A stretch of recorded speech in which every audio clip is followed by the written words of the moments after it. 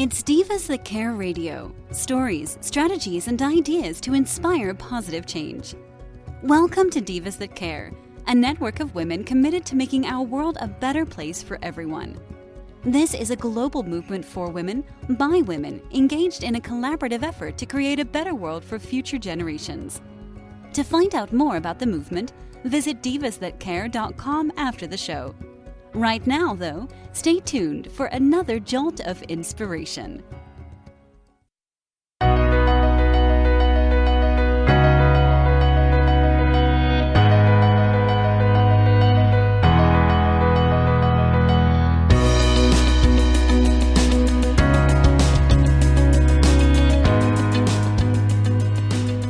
Welcome to Powering Through Life on the Divas That Care Network.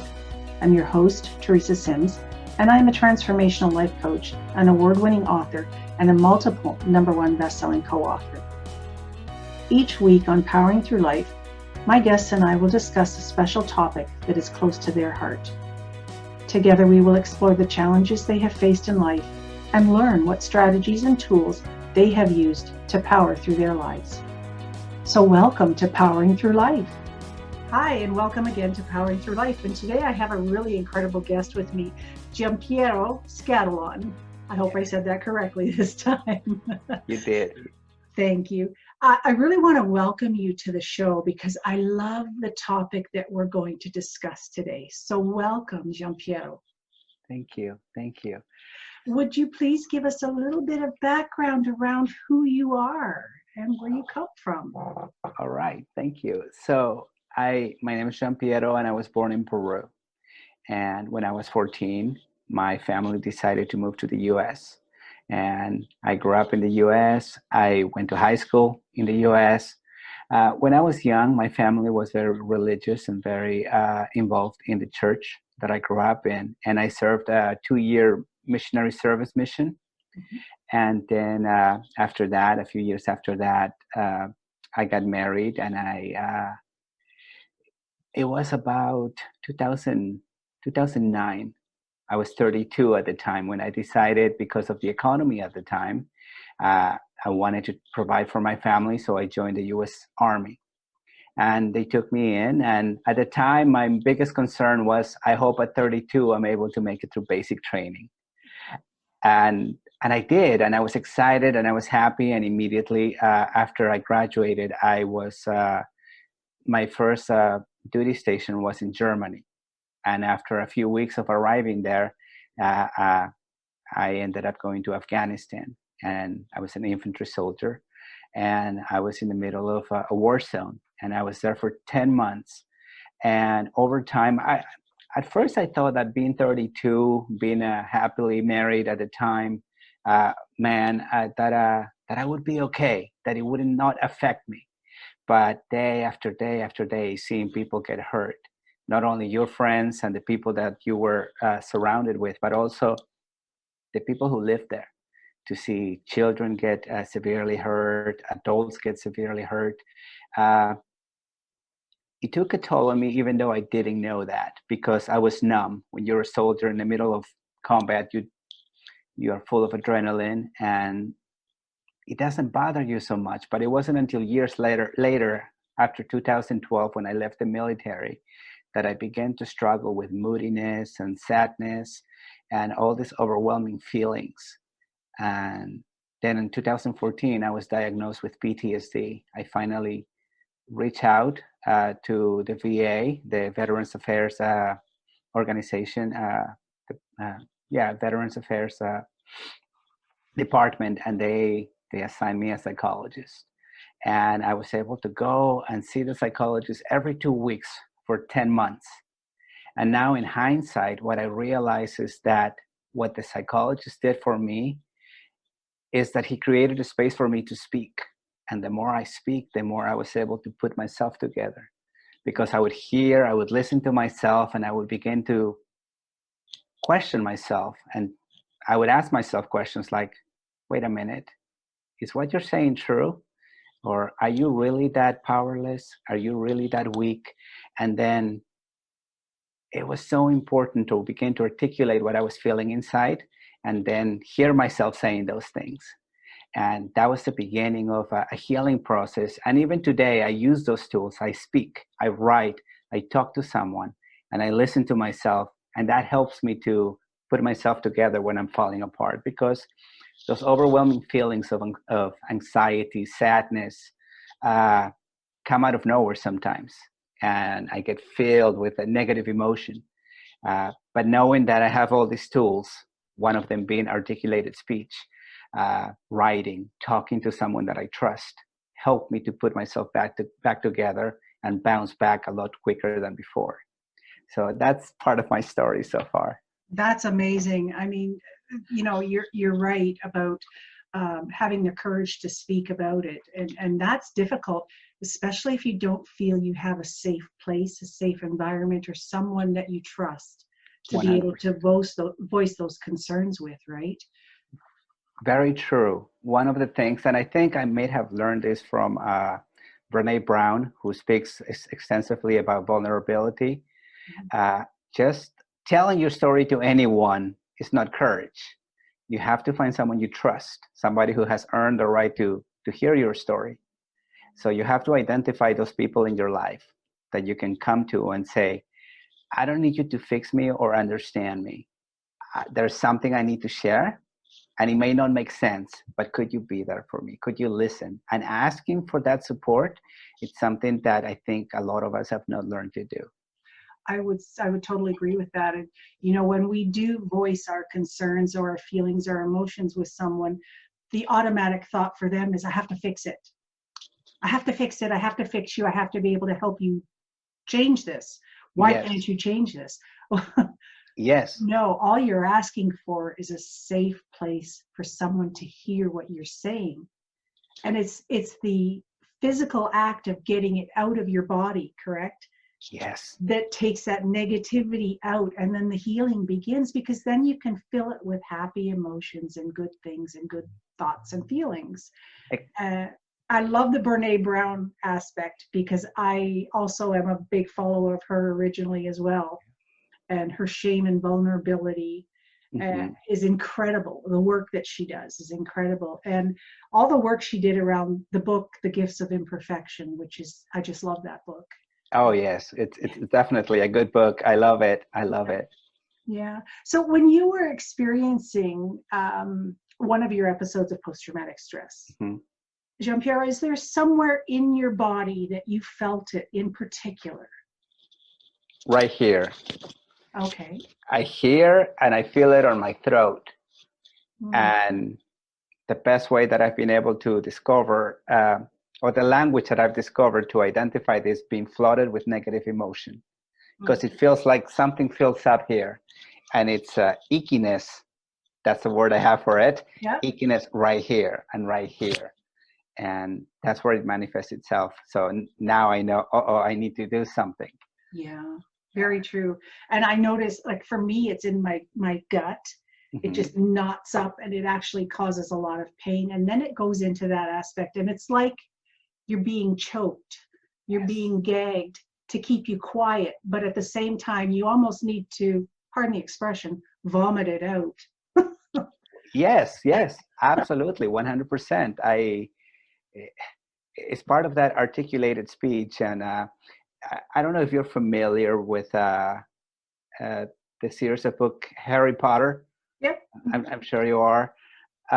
There's a Lord Voldemort was the bad guy in the movie. And there's a part where people, even the professors in the school, are afraid to say the name, and they would usually say, "He who must not be named." Yes. And then Harry Potter realizes, wait a minute, he realizes we need to call him by his name. And he discovered his power by calling something by its name. Yes. You begin to be able to have the strength to push against it. And I think this is why articulated speech is so important, because then you can say, I am feeling anger right now, or I'm feeling fear, or I'm feeling like I'm not worthy right now. And that's the beginning of the journey, to be able to name it. Yes. Yes. And it also takes the power away from that. Yes. So that's with Harry. He was saying Voldemort, which was actually taking the power away from Voldemort and giving Harry more power. Yes, himself. So it's a beautiful thing to be able to do that. So I understand that you like to have genuine conversations about vulnerability. I do. And how did you realize in the beginning that your experiences from the war were really affecting you? What other aspects of life were affected, not just your physical being, but what other aspects of your life? Well, I was, I didn't know it was affecting me. And I have two, I have my three kids from my first marriage. And something happened to me one time. I saw three children uh, that were small, and they were about my kids' age. And they had been, somehow they touched or triggered an explosive that was meant for the soldiers. And the kids got severely hurt. And when I was looking at the kids, I saw the faces of my kids in those kids. Yeah. And from that moment on, like my heart hardened, and I did not want to be around children. There was just something painful about that. So then, of course, little by little, I distanced myself from my children, and I did not want to talk about, even when I would go to a public place after my deployment, whenever there were children involved, I wanted to be as far away as possible from children. Oh, wow. So it was just too impossible for you to face because you probably in your heart were trying to keep your children safe, but at the same time, there they were everywhere you looked. And that's a real challenge. Yes, and I remember it was such a huge contrast at the beginning. All the time, like the children would see Americans, would see the soldiers, and immediately they would come around because in the past, a lot of soldiers, even today to this day, would give kids candy. So they come for the candy. So they were always around us, and I remember calling my ex-wife every now and then when we got to call, and I would say, send me a package and make sure you send me a lot of candy because I want to give these kids candy. And I went from that to I don't want to be around kids. Something about kids to me means danger and pain, and I don't want to be around that. Yeah, that is really something. So your therapy for post-traumatic stress, what was involved in that, if you don't mind sharing? No, absolutely not. There was a lot of talk, and it wasn't until halfway through it, or maybe towards the end of the 10 months, where the therapist started. He asked me to repeat the event, to retell the story again and again and again. That was, so I'm like, okay, but I already told you. He's like, it's okay, just indulge me, just tell me the story as it happened. And the more I said it, the more I got comfortable telling the story, I guess without feeling as much anxiety as before. Mm-hmm. That was one of the main things I remember. And the other one is that the therapist took me to public places like a supermarket. And he asked me to be with the feeling, and whenever I would feel overwhelmed, just to be there in that space and just sit there for a while, stand there for a while. And I realized that where I would get the most emotional about was in the section where there were diapers and there were things that had pictures of children. And yeah, he spent the time. Luckily, there was across from the VA hospital where I was going, there was a supermarket. So he took me there a few times, and he kept his distance, and he said, go walk around the store. And whenever you feel that anxiety, be with that. Don't run away from it, just be with it. And I remember standing right next to some diapers and crying and just like allowing the tears come through my eyes. And okay, my therapist says just be with it. Okay, I'm being with it. So I just stood there for a while until I felt okay, I'm ready to move on. And yeah, those are the two things that stand out. That's fantastic. It's exposing you to the actual fear and the actual anxiety that's surrounding that. But at the same time, you knew you were safe. Yes. No one was going to harm you. You had a trusted individual with you, and that's what it's all about, isn't it? Yes. And it's also, I've done a little bit of cognitive behavioral therapy studying. So putting your thoughts on trial is kind of what it is. Oh, yeah. So if I have this thought of anytime I see children, they're going to be harmed, what's the reality of that? Is that true? What's the defense going to say for that? Or is it all false statements? Because here, this isn't going on here. But over there, it was totally different. But where you were located at home, those situations, those war situations weren't happening. So you knew that the statement was almost false. Nothing was going to happen to the children right there. True. Yeah. Uh, It's interesting when you think about the logic behind what we think, why we think it, and how it's put in front of us. mm-hmm. And why. Very true. It's important. It's important to question what you're feeling. Yes.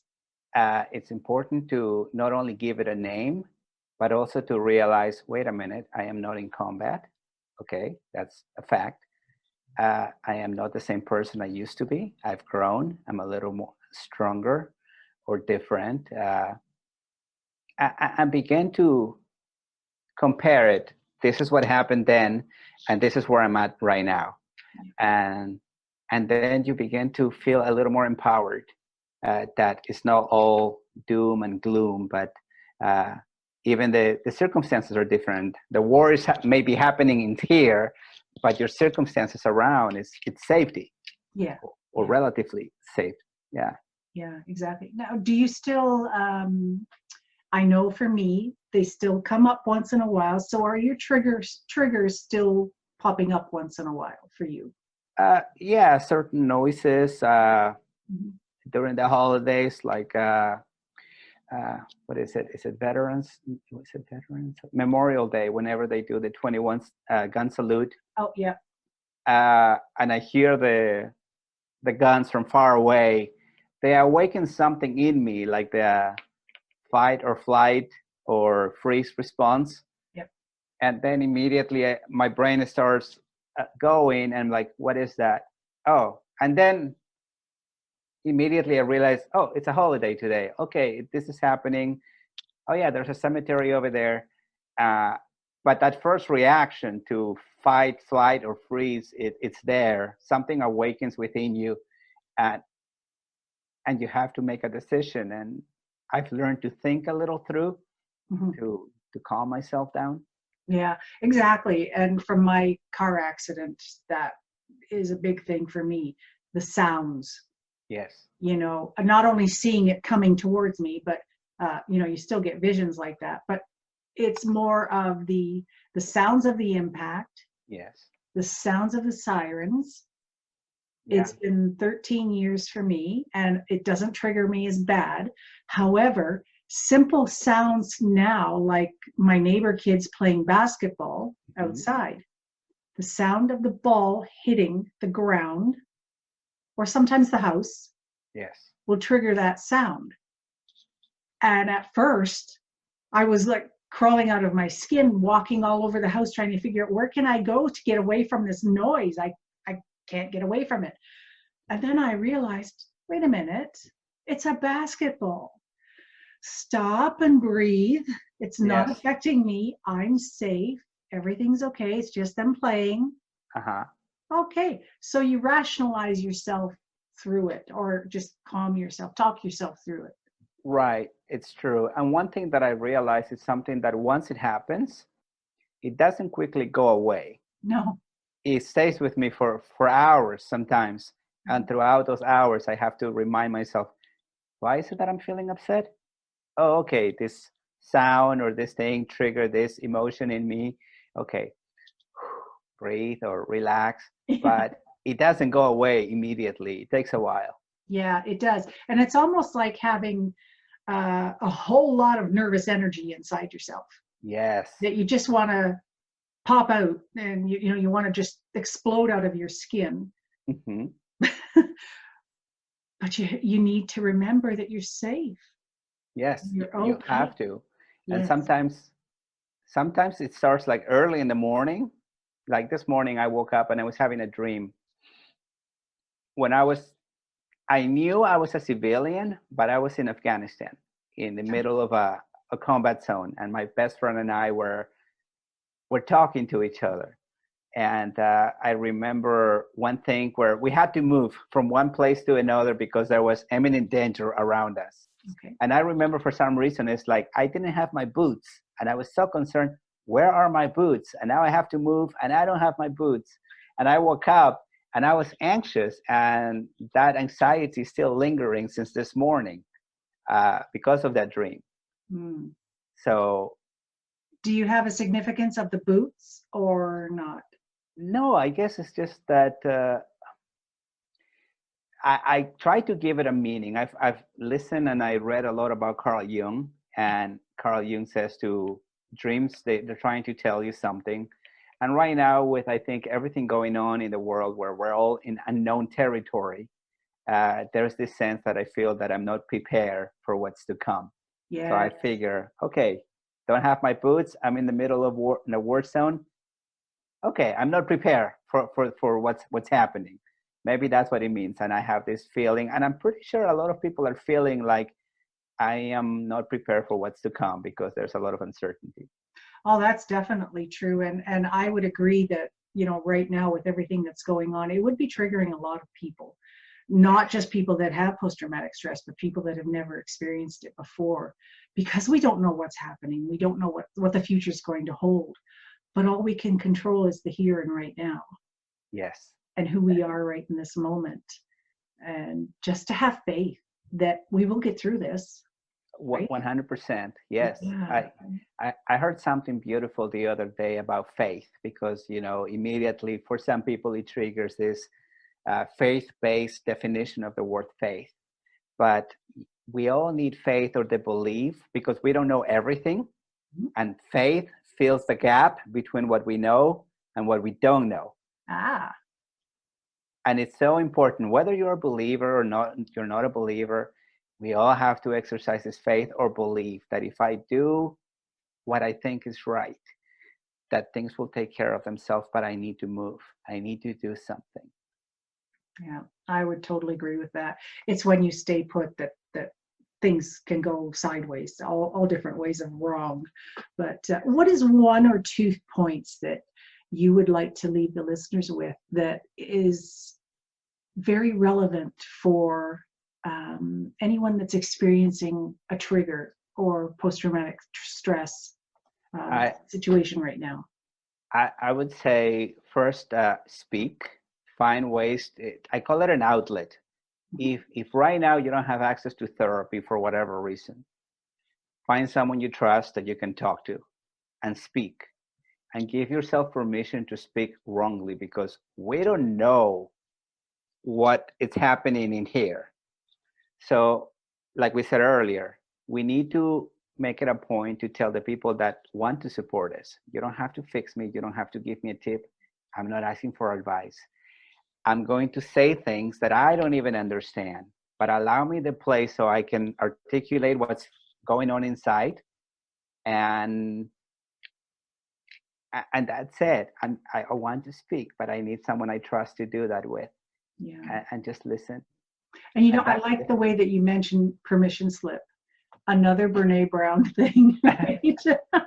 Yes. Yes, it's actually something I do with my coaching clients is we do have a permission slip. And I think that's so key.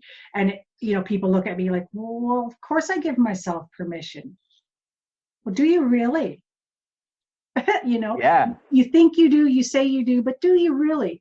And what's the permission for? Is it something that you do every day? Well, that's not really, important. You need to give yourself permission to really do something awesome, something that you've always dreamed about, something that you really need, and just go for it. Yeah. Oh, yes. Yeah. Yes, 100%. Yeah. And is there another tip that you'd like to share? Well, I came up with this expression or saying for myself, and this is what it is. You are the light at the end of the tunnel. You've always been the light at the end of the tunnel. And this is what I mean by that. There is an optimal version of ourselves that we wish we could be. Everybody has that. Mm-hmm. And if everybody's going to go through all these tunnels in their life, and the more you become a little like that person you wish you could be, that ideal you, the more you're able to see the light at the end of the tunnel, because it allows you to become a little more. And that's what I've been working with. That is so beautiful. I like that. And I love the end of the light at the end of the tunnel analogy. I use that sometimes too. We are so similar. And, you know, we do have that other person. And, you know, sometimes the things that we've had experiences in our life, and that other person has actually been there, but it's just been pushed down a little bit and hidden. And, you know, it needs, that person needs permission. Yes. Come back out and live. Yes. And thrive. 100%. And if I may I say something else? Absolutely. So one of the things about that person who's dormant inside of us, you know, sleeping inside of us, is that I think, okay, I'm going to speak about my experience. I grew up believing that when I talk to someone, they were going to give me answers to better myself. So whenever I had a conversation with people, I was looking for answers. But now I've realized that the purpose of a conversation is not to get answers, but to learn how to ask better questions. Oh, I like that. And do you believe the answers are all in here? Yes. They are. Yeah. I think deep inside of us, we know certain things that are full of light, full of power. But just because we know the story doesn't mean we understand it. And this is why it's important to sometimes, like my therapist, he made me tell the same story again and again and again, because the more you say something, the more you have the conversation, the better we're able to understand it. Mm-hmm. Because we're constantly evolving and changing and growing. So I'm trying to remember this quote that I heard recently, but when you read a book for the second time or the third time, and you see something, it's not that the thing was not there before. You've just discovered something within you that was not there before. Ah, yes. Very true. Yeah. That is fabulous. Thank you so much. So how can our listeners get in touch with you, Giampiero? Either through my email, giampiero@scatolon.com, or through my Facebook. I'm working on creating a landing page, and it's going to be called apexconversations.com. Within the next few days, it will be up. And this is my intent for these times. I believe that conversations are everything.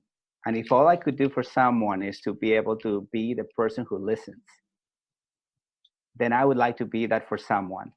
Because oftentimes there's this stigma to go get help from a psychologist, or even talking to our family members. Sometimes it's very difficult.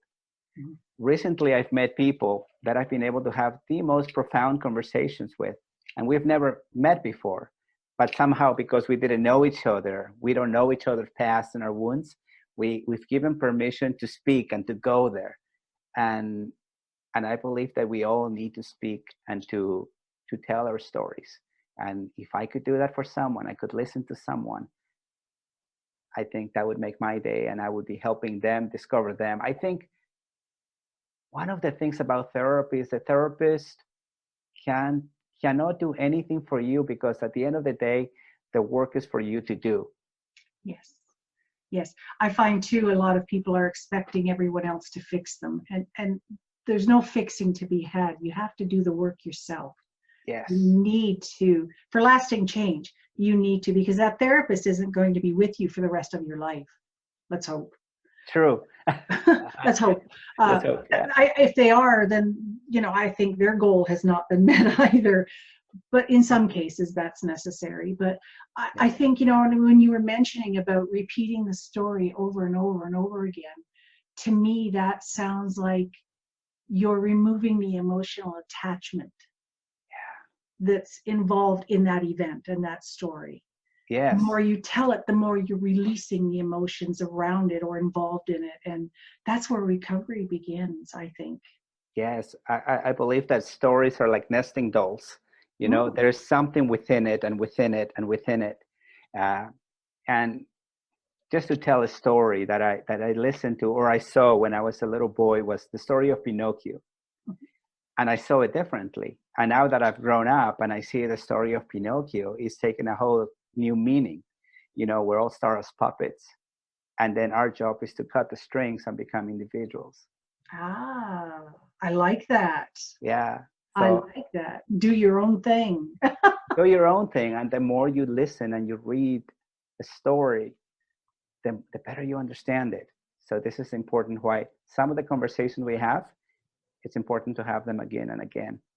Yes, because every time you look at it, a new piece of information becomes clear, or you'd have a different perspective on it. And that's a great way to look at things. Thank you so much. And when your episode is aired, we will have all of your contact information there. And I really urge everyone to just get in touch with Jean-Pierre and thank you. Have a conversation.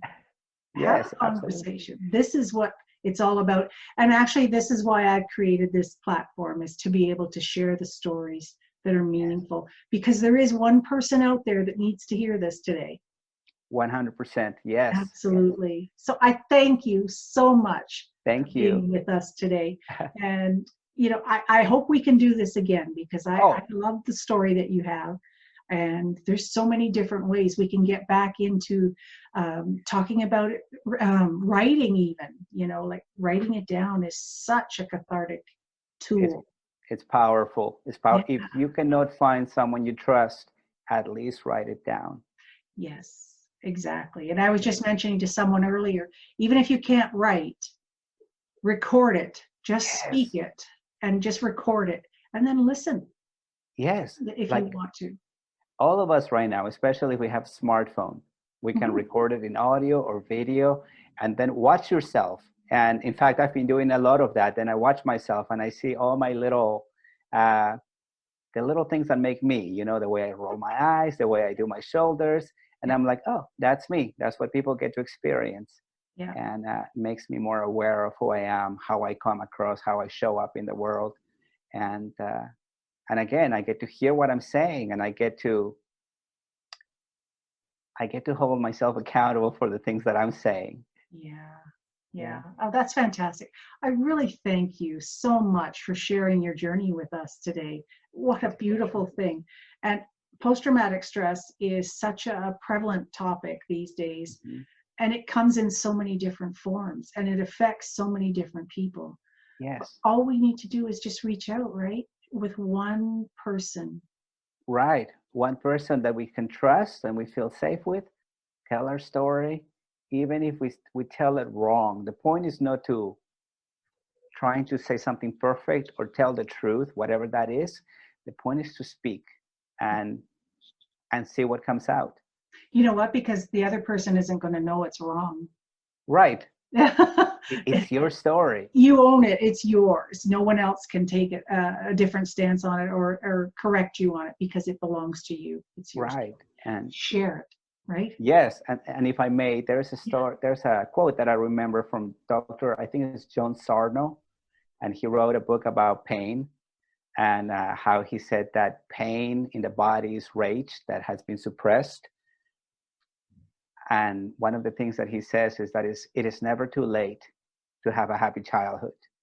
Ah, I agree with that totally. Yes. Inner child work is the best thing going. Yes. Yeah. Thank you, Jean-Pierre. Thank you. I really appreciate you. And thank you, listeners, for checking in with this. And we will be back in touch with you soon. Thank you. Bye-bye. Bye.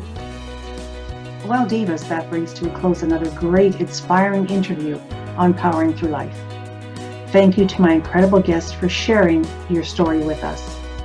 Divas, if you would like to connect with my guests, just go to divasthatcare.com, click on my picture at the top, that's Teresa Sims, and there you can access all of my interviews. Don't be shy, reach out if you have any questions, or simply just leave us a comment. Also, you can contact me at my website, that's teresasims.com. Thank you for listening to Powering Through Life on the Divas That Care Network.